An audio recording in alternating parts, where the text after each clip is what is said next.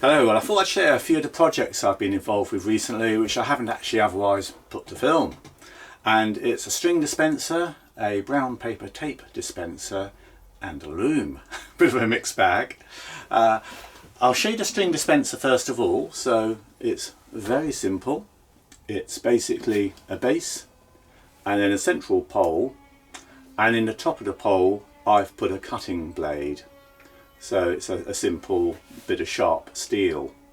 And the idea of this obviously is it holds your string. You pull your string out and then you can put it in the slit at the top, pull it, and it cuts your string for you.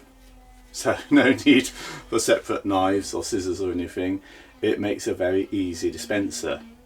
I actually, because I quite like the rustic look, I just whittled this bit of wood just by hand off a log, and the base ditto is actually a bit of a shingle from the shingling project, but thought, well, that makes quite a nice string dispenser. So I'm using that. You may be thinking, what am I sort of doing? I'm going to talk about a paper tape dispenser next.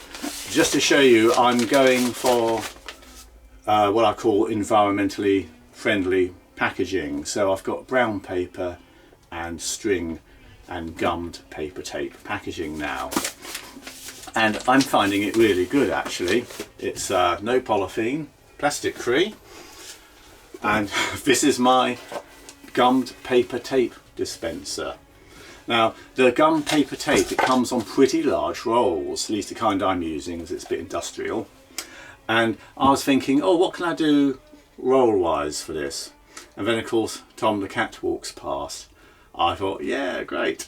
So as you can probably hopefully see, this is a cat. So all I've done, it's very simple. I pole lathed a little plug thing here, an axle, which at the moment is still sticking out because it's green wood. It will shrink as it's kept in the house, and it will hopefully then fit perfectly, and if it doesn't I'll shove it through properly. I have then cut out basically 2 planks to get the body of the cat, and they're just glued and doweled into a base. So all pretty crude really. And then at the front end, what I've done, I've recessed a hacksaw blade. So the idea is, I'll probably struggle a little bit to do this on camera, basically you hold it, you pull it, and it breaks it off. So I'll show you that again. Oops. Hold it, pull it, and off it comes. So it's quite an easy way of just ripping, a bit like a sellotape dispenser basically.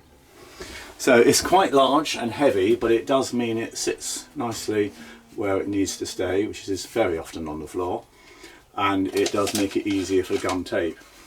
And I'm finding the gum tape's really great for packaging. It sticks really well. Just get a sponge, you wet it, and it bonds perfectly. And you can see my little string parcel here, a couple of belts going out this morning. It goes over the string, keeps your string in position. There's a little bit of an art to doing parcels that I'm rapidly learning. So that was my paper tape dispenser. And then the third project is totally unrelated and not part of my greener drive, really, but it was this loom. I have acquired an old loom. It was missing all of its heddles. These are the bits that the warp threads go through, so they were all missing. So I've made some new threads, and it was also quite rickety. It had woodworm completely in the top, and a lot of the structure was just a single bit of plywood. So I've beefed it up with bits of oak. With the top, it's got quite a fun bit of painting on it. I suppose a bit like canal art or folk art. And I wanted to preserve that. So I did a very thin bandsaw sliver to keep the painting, and then put it on a new oak top beam for this top part, the castle part of the loom. Put a new beater on because it didn't have a beater. And then it's actually a 4-shaft loom. So I'll be able to do quite intricate patterns. And what I did when I made these heddles, I actually did them in different colours. So like that you can easily tell which frame you're in. So I've done the maroon, red, yellow and like a pink, and like that I can easily work out. So I have the little razors here on top which lift and lower them, and you can actually get quite complicated patterns. At the moment I'm just sort of learning, so I'm just doing 2 shaft plain weave and just having a bit of experimentation. But I'm quite enjoying the challenge, and of course the whole world of weaving is out there, and as I'm doing a bit of spinning as well, it's quite good fun to have a little loom. I haven't really got the space for a big loom. I didn't really want a big one, so I saw this come along and thought, oh, it's quite a nice little project to restore it. It's got nice little pictures actually at the side.